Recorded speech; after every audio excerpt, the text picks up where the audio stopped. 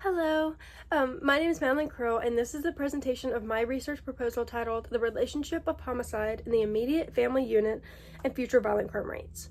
When deciding what my research would be on, I tried to identify an issue that's close to my personal life, but also affects many families across the United States. My research question is if a homicide of a family member will lead a mother, father, sibling, step-sibling, or step-parent to turn to violent crimes after the events. So that's just the immediate family unit around the victim. The literature review and theoretical framework focuses on the psychological impact of homicide on families, evaluates the effectiveness of the current services for these families, and discusses potential improvements for these services in an effort to prevent future criminal behavior among the affected family members.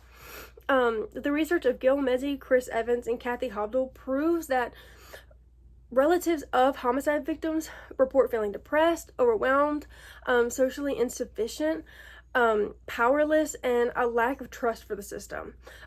This points to a failure somewhere in the system of the services that they're provided. Their research also reports that the study group they report feeling increased aggression. Neil Vincent, Jordan McCormick, and Susan Johnson did a study of the 20 available services provided to the study group, and they tried to identify what could be improved. James Spilsbury, Nicole Phelps, Eileen Zada, Rosemary Creedon, and Wendy Regsney show that there are a lot of room for improvements within these services, as reported by the people who received the services. By acknowledging that there's improvement to be made and knowing that helping these families process emotions after a homicide within the family unit is crucial, it can be assumed that this is contributing to the future distrust in the system and even possibly a dependency of violence, as mentioned before with the aggression. There are 6 things that survivors of family members of homicide need the most. Early intervention, long-term support, advocacy, case management, to be involved with other survivors in some close capacity, and access to the services through a hotline or website for the ease of access. Neil Vincent, Jordan McCormick, and Susan Johnson discovered there's not a single program that's comprehensive, meaning that it implements all aspects equally to the clients through these services. Therapist Regina Acero worked to identify coping strategies used by clients, identifying variables that affected the clients, and learn to grow after the trauma in an effort to do her best work as a therapist to serve them. And she kind of helped identify some improvements. Not much is known about the long-term effect of the traumatic events and the rate of crimes of the families commit in the following years.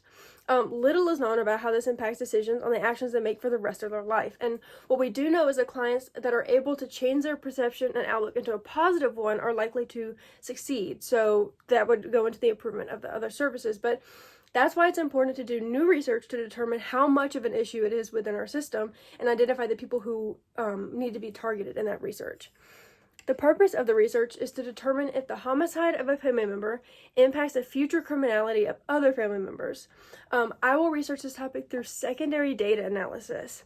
The crime I will measure is violent offenses. Violent offenses include things such as aggravated assault, robbery, rape, manslaughter, and murder. The data set available to me in my research would be relevant to my research question and would cover the United States of America. I will use a data set that shows these criminality rates to conduct my research and draw conclusions based on the facts that I find. I'll be looking for violent crime occurrences in the studied group of mother, father, sibling, step-sibling, and step-parent of a homicide victim.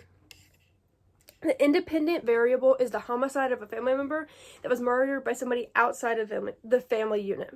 The dependent variable is the rate of violent crime within these families after the homicide occurred. By identifying these variables, I can make sure that my research is focused and consistent within my own studies.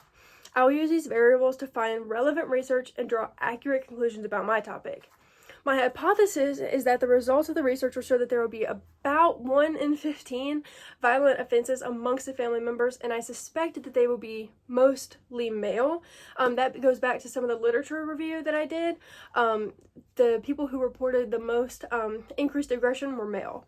Through this study of the rate at which the crime within an affected family member that within affected families happens, I'll be able to identify as a step to prevent in the future. This can be applied to the earlier discussion of the programs and services, but my research would provide insight to an in-need area, and it would be a step in the direction of assisting an impacted group within our criminal justice system. Thank you so much for your time.